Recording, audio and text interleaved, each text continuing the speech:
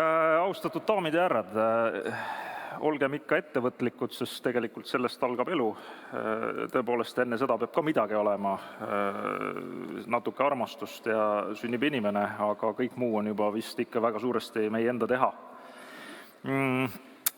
Teate, minu lugu on selline, et kui ma olin omavalitsusjuht ja maavanem ja külas käisid poliitikud, siis ma olin alati kohutavalt närviline selle üle, et poliitik rääkis aja täis ja omal oli nagu ka midagi plaanitud öelda ja tihtilugu aeg sai ennem läbi, kui jõudsid selleni, et midagi öelda. Minister lahkus ja kõik läks vanaviisi edasi. Sellepärast on minu ettepanek pidada, ma olen parlamendi liige, pidada sellist mõnusat dialoogi, et kui kellelgi tekib jutu sees küsimus, arvamusavaldus, siis lahkelt võtan selle vastu, sest tegelikkuses on asjad nii, et elu saab juhtida ikkagi rohujuure tasemelt, mitte nii, et kuskil üleval, kõrgel, kaugel on see tarkus, kuidas peab elama ja siis kõik loodavad, et keegi viib vahepeal selle kuskil ellu. Nii et selline sissejuhatus. Me peaaegu vedasime Kihla, Henri Ormusali ja mõned tublid Raplamaa ettevõtjad, avaliku sektori esindajad ja pidasime peaaegu Kihla selle üle, et kumb saab ennem valmis, kas tuumajaam või Rail Baltic. Mina olen veendunud, et Rail Baltic, aga mulle tundus, et ma olin vähemuses millegi pärast. Nii et see aeg, milles me elame, selle võtab võib-olla tõesti hästi kokku meie üks president, kes ütles, et see, mis meid on siia toonud, ei vii meid enam edasi. See tõepoolest nii on. Ja üks teine president on öelnud, et olukord on rohkem kui kehva, aga see on väetis meie tuleviku jaoks. Et need mõlemad väljaütlemised ja mõtteterad, ma arvan, täna on väga ajakohased, sest tõesti me oleme keerulises olukorras igas mõttes. Väljakutsed on suured, aga teistpidi oleks piisavalt ambitsioonikaid inimesi, et sellest olukorrast võtta maksimum. Pealkiri rohepöördest roheleppeni. Tegelikult selle inspiratsiooni osaliselt ma sain paar päeva tagasi toimunud Alexali kontserdimajas toimunud konverentsilt, kus minu meelest väga tabavalt öeldi välja see, et rohepööre on ju tegelikult teatud mõttes loosung. See on mingi suur visiooniline eesmärk Euroopas kokku lepitud, globaalselt justkui läbi arutatud, aga see leppe, kogukondlik leppe, et kuidas me selleni jõuame, on justkui vahel puudu. Meil on väga palju erinevaid osasid, väga palju erinevaid valdkondi, kõigil on midagi teha, aga kui küsida teie käest, head ettevõtjad, et mis see strateegiline plaan siis Eestil on? Kas te oskate sellele vastata? Ma arvan, et tegelikult ei oska. Mina vähemalt parlamendi liikmena iga päev tegelen selle küsimusega näiteks keskkonnakomisjonis, kui tuleb sisse mingisugune valdkonna eelnõu, siis alati ma küsin ametnike käest, aga kuidas see sisustub siis meie selle roheagendaga, kuidas need osad üksteist toetavad ja tegelikult alatihti tuleb sellest välja, et meil see tervikpilt on puudu. Me alles näiteks lihtsa näitena tegeleme ühisveevärgi kanalisatsiooni seadusega, mis ütleb, et need alad, mis jäid üle 2000 inimese ekvivalendiga alad, jäid liidestamata ühisveevärgi ja kanalisatsiooniga, et neid tuleks nüüd liidestada maantee pikenduse kaudu, et hakata neile purgimisteenust pakkuma maantee kaudu ja sama fikshinnaga, mis siis toru otsas inimestele. See on justkui ametnike lähenemine ja kui ma küsin, aga mis saab ülejäänud piirkonnaga, ajaasustusega öeldes, aga see on vaba turg. Ma küsin, mis mõttes vaba turg, et seal ei ole turgu ju. Et kuidas saab olla vaba turg seal, kus turgu ei ole? Ja selle pealt saavad vastused otsa. Või siis see, et eile saime teada uudise, et 9000 majapidamisel puudub käimlaa majas sees või pesemise võimalus. Et tegelikkuses need vahed on Eestis väga suur probleem või see sama näide, olles ka riigieelarve kontrolli erikomisjoni liige, kui tuleb välja audit, et teehoiukavas teerahastus tänu sellele, et meil Euroopa toetus enam ei ole, väheneb kuni 4 korda ja siis Transpordiamet ütleb, aga meie lahendus on see, et me rohkem kruusateid mustkatte alla ei vii. Ma küsin, aga kust te võtate selle, et ei vii? Loogiline on ju see, et kui see väheneb 4 korda, siis väheneb ka seal rahastus 4 korda, mitte et me jätame selle täiesti tegemata. Et kuidas saavad sellised valikud tekkida? Ja paratamatult sellised olukordi on iga päev. Ehk me elame kriisis, juhid hakkavad väsima või on juba väsinud, sellepärast et ei nähta seda suurt pilti, sellega iga päev ei suudeta tegeleda, lahendatakse hetke probleeme ja see ongi Eesti riigi minu meelest probleem number 1 täna. Nii et selle fookuse hoidmine on minu meelest lähi paari aasta võtmeküsimus, aga olgem ausad, eks sellega tuleb hakkama saada olukorras, kus tuleb ka veel suur pidupäev, siia vahele mahuvad ka valimised. Nüüd tulles selle rohepöörde agenda juurde, siis mina sain osaleda, see on siuke COP26 riikide rühmitus, kes käivad koos, arutavad, kuidas siis üle maailma rohepööret ellu viia.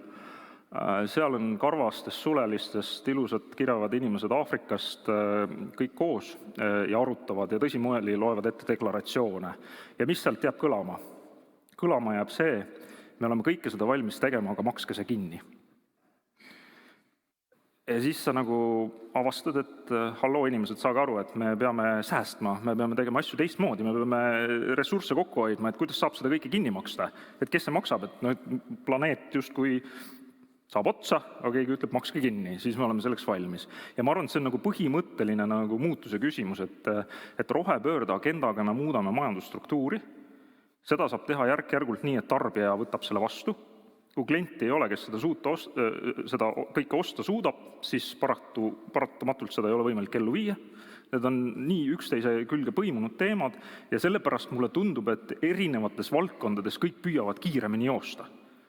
Ja ununeb ära see väike tõsiasi, et kuidas see tegelikult majanduskeskkonnas laugelt üle võetakse.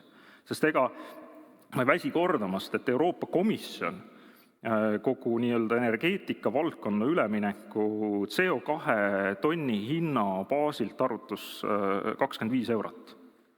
Ja miks ta arutas sellisena? Sellepärast, et see tagaks laug ja ülemineku kogu majanduse sünkroniseerimises.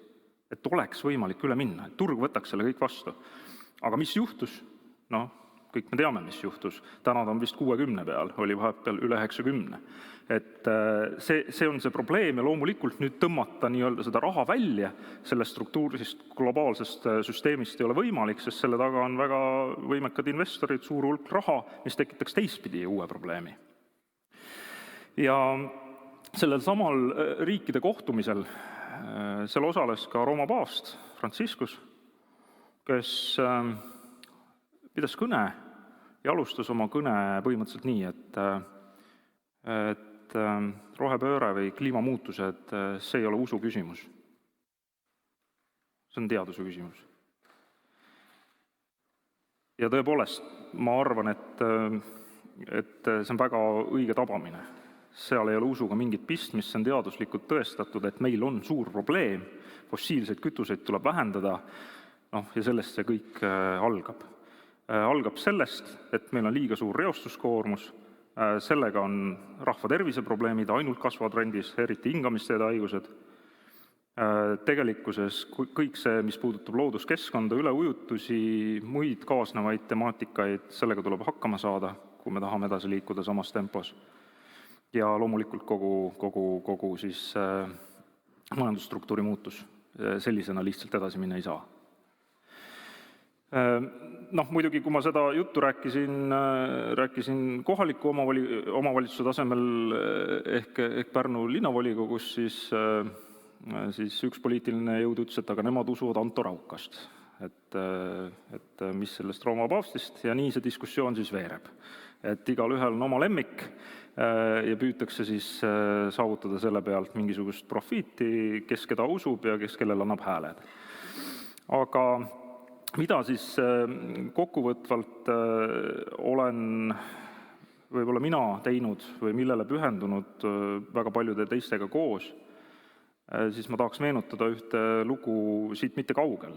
Pärnumaal Tootsis, siin on ka endine Tootsi vallavanem, täna Kalev Kaljuste, Heiki Mägi on olnud väga pikka aega maakonna arenduse peal, praktiliselt oma elu tööna seda teinud.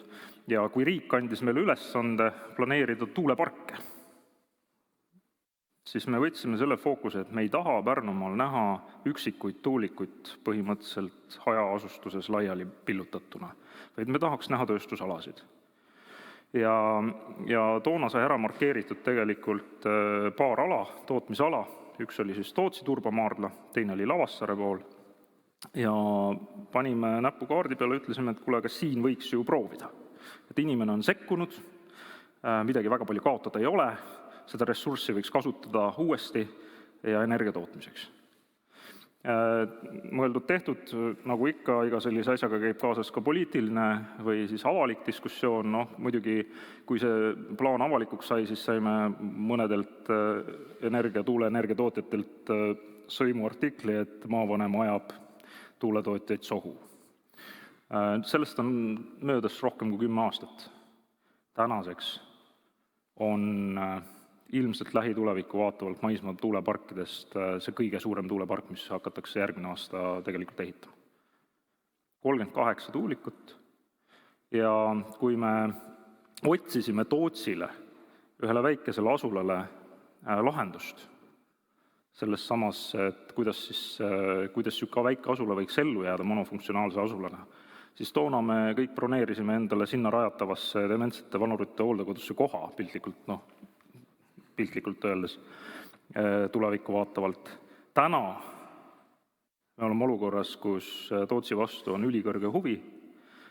Eile kohtusin vallavanem Aivar Mäega, kes ütles, et sinna tuleb uus spa. Mõtlen, mida see tähendab, et esialgu lööb labidaga pähe, et mis mõttes Tootsi spa.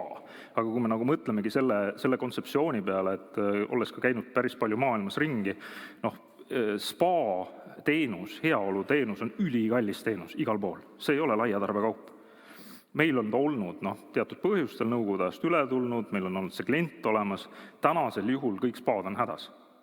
Ja tekibki küsimus, et kui sul on võimalik saada konkurentsieelis piirkonnas, kus on otseliin, ühe tuuliku energia aastas, see oli vist 50 mega, on võimalik sellel piirkonnal ära kasutada, siis seal on ridamisi investeeringuid. Otsivad külmhoonet pinda, serveripargid, juttu on spaast, teatud elamupindadest.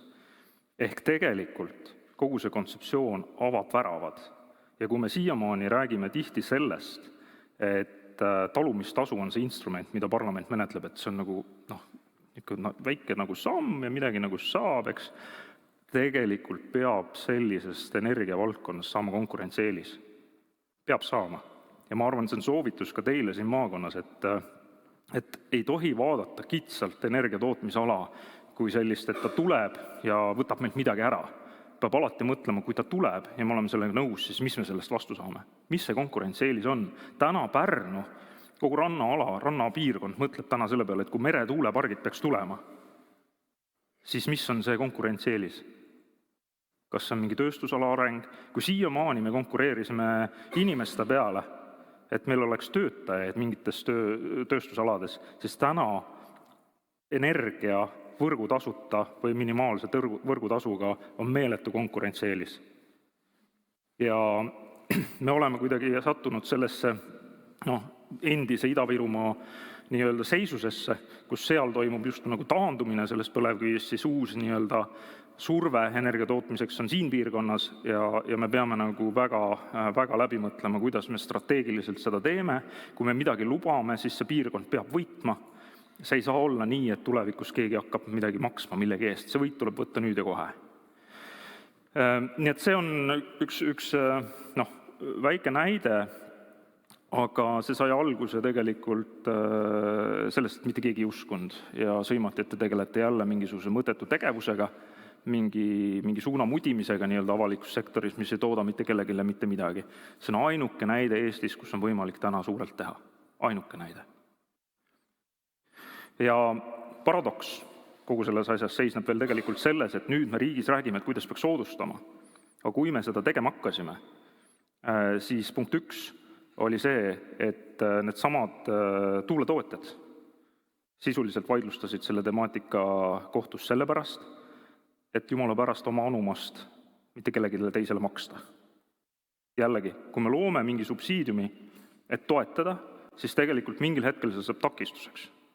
Sest keegi ei taha seda ära anda, keegi ei taha oma osast loobuda.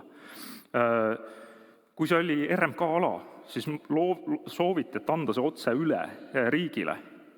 Antigi üle, aga tekkisid uued probleemid. Kõik ütlesid, et nad tahavad olla turuosalised. Kõik tahaks sellele alale konkureerida, mis ideoloogiliselt ongi õige. Aga sellel hetkel, kui me seda tegime, oli ainukene, kes oli valmis sinna tuult tulema mõõtma ja päriselt tegema, oli Eesti Energia, mitte keegi teine. Nii et suurelt tuleb mõelda, peab mõtlema, muidu ei jõua mitte kuskile. Ja loomulikult, kui me jõuame kogu selle rohepöörde ja roheleppe kontekstini, inimeseni, tarbijani, ettevõtjani, siis minu meelest ei ole võimalik kuidagi üksi kiiresti joosta. See on alati kinni selles ütluses, et jah, üksi jõuab võib-olla kiiremini, aga koos jõuab kaugemale. Et ma tean, et paljud maakonnad ka töötavad läbi neid kontseptsioone, et kuidas seda pööret ellu viia ja kuidas suhestuda maakonnas selle teemaga. Pärnumaal me tellisime Tartu Ülikoolis selleks töö ja minu jaoks oli ta kerge pettumus selles mõttes, et jällegi me püüame teha asju vanaviisi. Et kui me ei loo endale kompetentsi, ehk IT-s on seda alati lõputult räägitud, et tellija võimekus peab olema olemas. Et kui sa ei saa aru, mida sa tellid, siis võib ükskõik, mida sulle kirjutada. Et tegelikult mõttekoht, ma arvan, paljudel omavalitsustele on keeruline aeg, aga selles võiks leida selle kompetentsi loomise ideoloogia. Et leida need inimesed koha peale, kes selle teemaga päriselt tegelevad, sest keegi väljast ei anna meile paremat nõu. Ja lõpetades võib-olla selle ploki sellise jälle Rail Balticu versus tuumaenergiaga, mis on justkui mõlemad sellised rahvakangelaslikult saavutused. Tuumaenergiaga on hea näide tegelikult Leedu sees, et Leedus tehti rahvaküsitlus selle koha pealt. Tulemus oli see, et tuumajaama ehitatud, osteti Venemaalt odavat gaasi või õigemini Valgevenest. Ja nüüd on tulemus see, et kogu Baltimaad on tugevas defitsiidis. Et rahvaküsitlus ei ole alati kõige parem lahendus ilmselt selliste strateegiliste asjade lahendamiseks. Alles hiljuti kohtusin oma õue peal ühe soomlasega, kes on, ma tunnen teda 10 aastat, ta on olnud grandioosne tuuma vastuvõitleja. Ja nüüd ta käis uuesti mul külas, ma küsisin, et kuidas on? Tead, ma olen natuke hakanud teistmoodi mõtlema, et äkki isegi on õige olnud. See mees on 70-aastane. Et minu selline hoiak tuuma kontekstis, mul hea võimalus käia Fermi inimestega Forsmarki tuumajaamas. Küll nii, et komisjon lähetas ja maksumaksja maksis kinni, et ei oleks mingit justkui kellegi lobitöödeks. Aga ma olin selles mõttes pettunud, et ma arvasin, et see on ikka midagi müstilist. Ma arvasin, et see on ikka selline teada, et karm värk. Aga see on tavaline tootmine nagu Järvakandi klaasivabrik ja 2 korda väiksem. Et miks peaks seda kartma ja kõik need argumendid või hoiakud, et kui me tahame juhitavat energiat selle taastuva energia kõrval, siis meil on tõesti alternatiiv, kas rajada energiasalve, siis viia energia maa alla, tuua ta sealt välja, toota vesinikku, teha väetisi. Riik ongi ju tegelikult deklareerinud, et aastaks 2030 võiks olla meil kogu taastuva energia tootmise võimekuse peale, aga juhtimisküsimus ei lahenda. Juhitavat energiat me vajame nii ja naa. Tänaseks on ka selgeks saanud, et võrk Euroopaga seotuna on väga vajalik, aga see on ka väga haavatav. Nii et lõpetuseks öelda seda, mida ma kuulsin sealt reisilt lõpuks, et aga Eestis ei saa sellepärast teha tuumajaama, et me oleme Venemaale liiga lähedal, siis vabandust, Mustalt merelt lasti Lvivi alla 1800 kilomeetri kaugusele tiibrakett. Vaatame Olkiluoto, Vaatame ümberringi, kas või Sosnovõi, vaatame neid tuumajaamu, kui palju neid siin ümberringi on. Teha sellest Eestis nii-öelda saarel nagu mõttelaadilt see, et meil ei saa, sellepärast et siis me oleme ohus.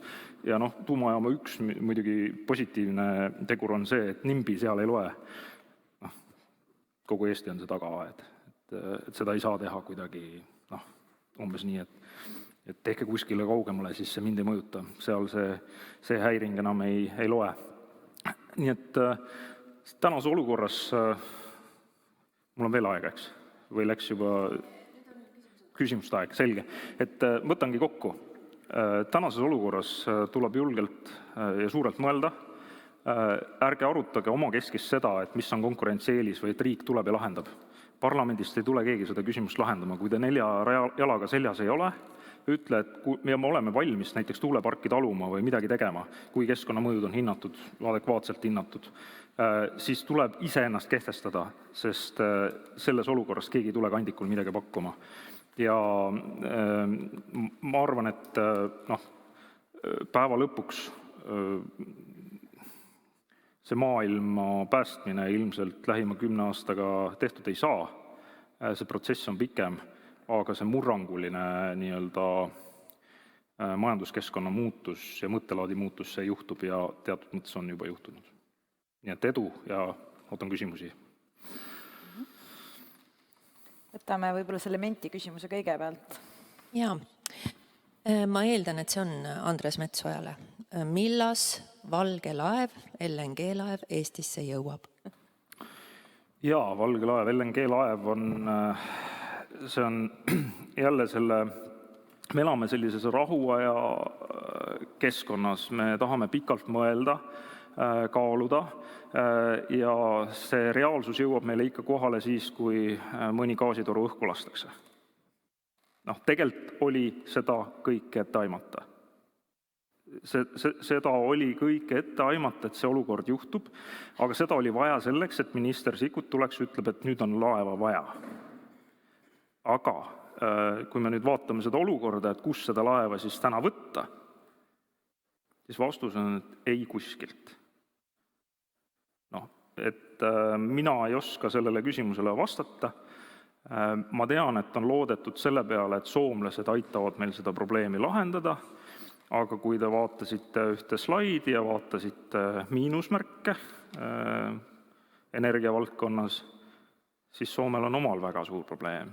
Ja ma arvan, et hakkab korduma kõik see, mitte teid hirmutades, vaid olles valmis, et kui te mäletate seda maskide tralli, muidu oli siuke Euroopa ühtsus, aga siis ühel hetkel enam ei olnud. Iga riik vastutab oma sõjameeste ja elanike eest ja poliitiline vastutus selles osas on ja see mitte kunagi kuhugi ei kao.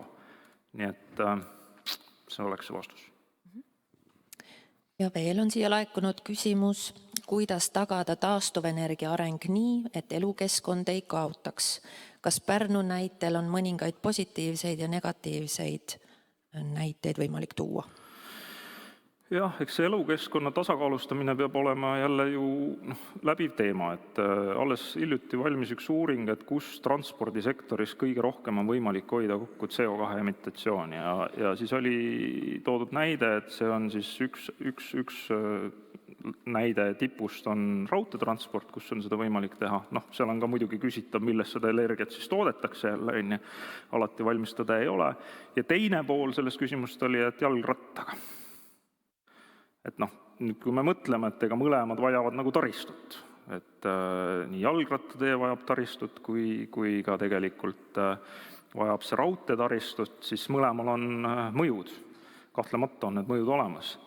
Hoolimata sellest, isegi kui ei pea võib-olla ehitama jalgrattateed, aga kui sa nad värvid Tallinnas punaseks või roheliseks või kollaseks, siis igal juhul, kui see järgmine aasta sealt lahti koorub, siis meie Läänemere saastatus on veel suurem ja seda plasti on seal veel rohkem, kui siiamaani oli. Et kõik need teemad peavad olema läbi kaalutud, aga ma arvan, et meil ei ole võimalik nagu öelda seda, et ärme enam tee mitte midagi. Me peame tegema, me peame kaaluma ja ma arvan, et väga hea näide ikkagi ongi selles tasakaalus just nimelt roheline energia versus juhitav pool siis selles mõttes kas või tuumaenergiana teises tipus, et kuidas leida see tasakaal nende vahel, et kas me peame kogu mere ja maismaa ehitama neid tuuleparke täis, kui tegelikult kontseptsioonis on meil ju ehitada tuumajaam või vähemalt meile tuuakse sellekohane raport parlamenti, et me saame targemaks, et mis see siis kaasa võiks tuua, see on üks Eesti riigi agenda, aga seda võiks teada ennem, mitte pärast.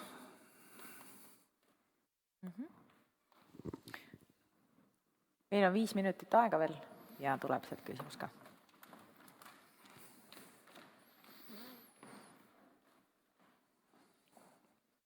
Võib-olla see otseselt teemasse nii täpselt ei puutu, aga kaugelt vaadates tundub, et esimese lausena ütlesite, et suurt pilti tuleb vaadata.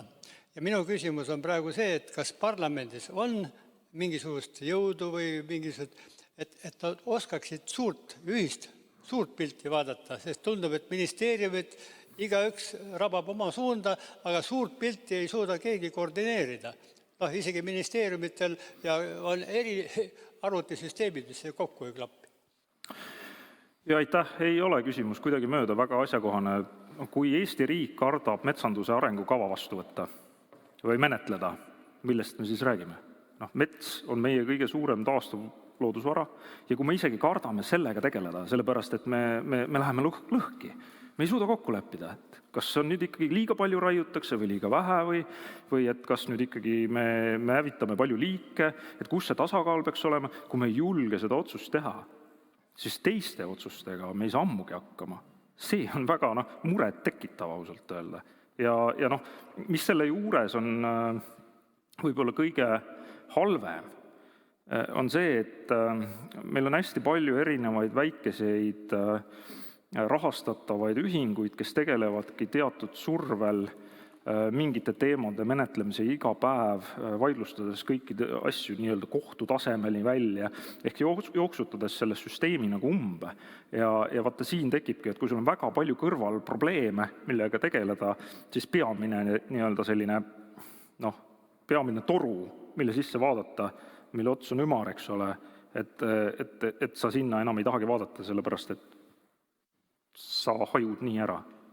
Ja ma ei tea, võib-olla see vastus läheb liiga laiali, aga veel kord tulles tagasi, et kui me nii lihtsat asja, mis minu arvates on lihtne, ei suuda Eestis selgeks teha, et majandusmetsa tuleb majandada ja looduskaitsealust metsa tuleb hoida, ei suuda avalikult läbi arutada ja selles kokku leppida, siis mis sellest tuumajaamas saab? Küsimus? Võib-olla kommenteerin just seda NIMBit on mitu korda täna mainitud, et siin ka arutame Raplamaa teemadel, eks ju, et tegelikult on see majanduse elujõud on investeeringud ja tööstus ja loomine, ehk siis julgus ette võtta asju. Et tegelikult on hästi oluline saavutada, olgu see siis tuuleenergia, tuumaenergia, päikseenergia, nende kes äriinitsiatiivi näitavad ja kohalik kogukond, nende vahel sümbioos ja leida see ühisosa, et mõlemad pooled peavad võitma. Ja siin on mul üks hea näide Soome poolt, kus mina olin Fennovoima Hanhikivi tuumajaama projektis üle 6 aasta, siis seal oli asukoha valik, otsiti selle tuumajaamale asukohta. Lõpuks siis oli jäänud 2 valda järgi, oli Pühajoki ja Simo. Ja lõpuks oli niimoodi, et mõlemad vallad, nad võistlesid, nad tahtsid täiega saada seda tuumajaama, sest nad tegelikult teadsid teiste Soome tuumajaamade näitel, et need vallad, kus on tuumajaamad, seal elu õitseb, see toob investeeringuid, see toob hästi haritud töökohti ja tegelikult taheti, ehk siis inimestele ka julgust soovida, et ärge öelge ei, nagu me kogu aeg Eestis teeme, ärge öelge ei, ärge öelge tuulele ei, ärge öelge päiksele ei. Teeme asju ja teeme paremaks, see oli lihtsalt kommentaarina öeldud. Meil on veel 1.5 minutit jagu aega, et kas on Andresele veel üks küsimus näiteks publikul?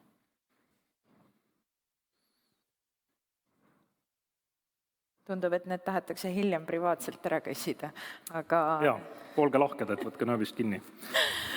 Suur tänu sulle! Aitäh!